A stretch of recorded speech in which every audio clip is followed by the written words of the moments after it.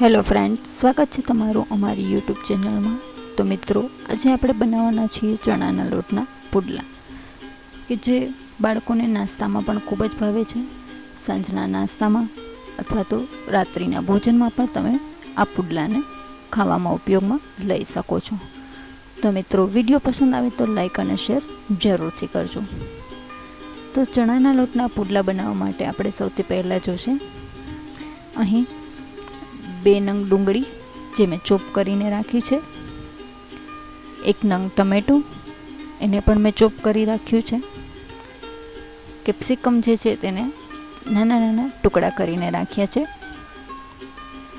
1 વાટકો ચણાનો લોટ છે અને 2 ચમચી જેટલો રવો લીધો છે। આ બધી વસ્તુ આપણે પુડલામાં ઉમેરવાના છીએ। અહીં તમે ડુંગળી અને ટમેટાં ઓપ્શનલ છે, ન હોય તો પણ ચાલે।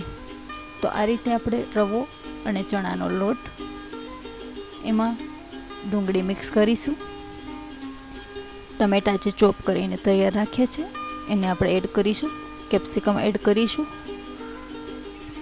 ત્યારબાદ અડધી ચમચી જેટલી હળદર,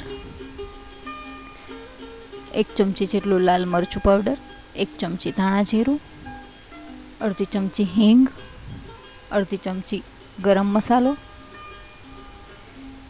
1 ચમચી આદુ મરચાં અને લસણની પેસ્ટ છે, 1 ચમચી મીઠું।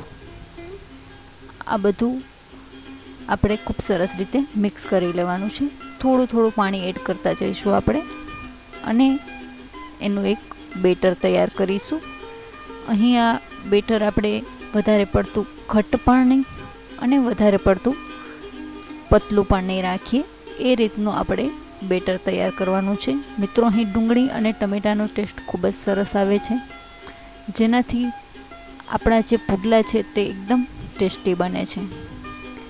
તો તમે પણ ડુંગળી અને ટમેટાનો જો ઉપયોગ કરશો તો તમારા પુડલા પણ ખૂબ સરસ અને ટેસ્ટી બનશે। અને જે પ્રમાણે તમારે તીખું જોઈતું હોય એ પ્રમાણે તમે આદુ મરચાં અને લસણની પેસ્ટ ઉમેરવાની છે।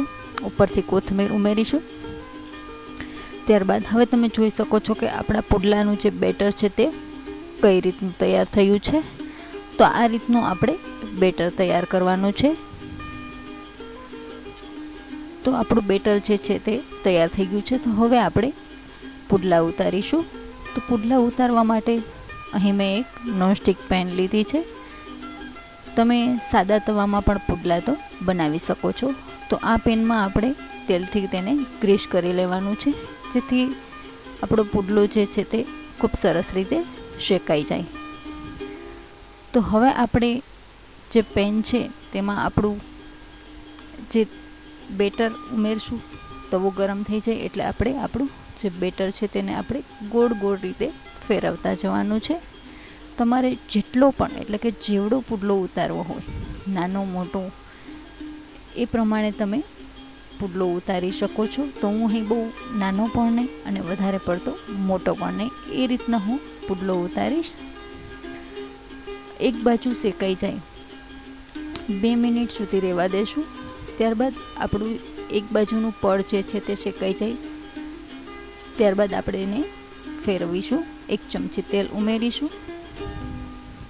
હવે આપણે પુડલાને બીજી બાજુ ફેરવીશું, એટલે કે બંને બાજુ આપણો પુડલો ખૂબ સરસ રીતે ફ્રાય થઈ જાય, ત્યારબાદ તમે તેને ઉપયોગમાં લઈ શકો છો।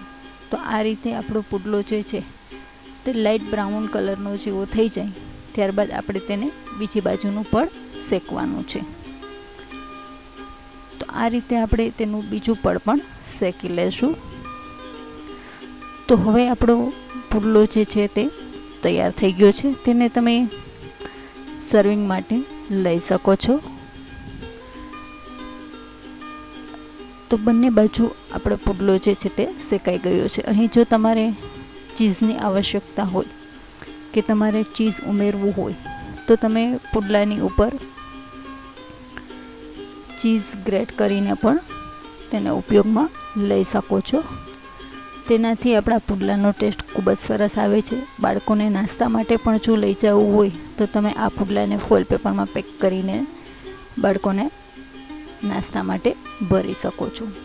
તો એકવાર જરૂરથી ટ્રાય કરજો આ રીતે પુડલા બનાવવાની રેસીપી, અને અમને કમેન્ટ બોક્સમાં જણાવજો કે તમને અમારી આ રેસીપી કેવી લાગે છે. તો મિત્રો હવે આપણે જોવાનું છે કે પુડલાની સાથે શરૂ કરવામાં આવતી ગ્રીન ચટણી. તો ગ્રીન ચટણી બનાવવી ખૂબ જ સરળ છે. તે આપણે કેવી રીતે બનાવી એ આપણે જોઈશું.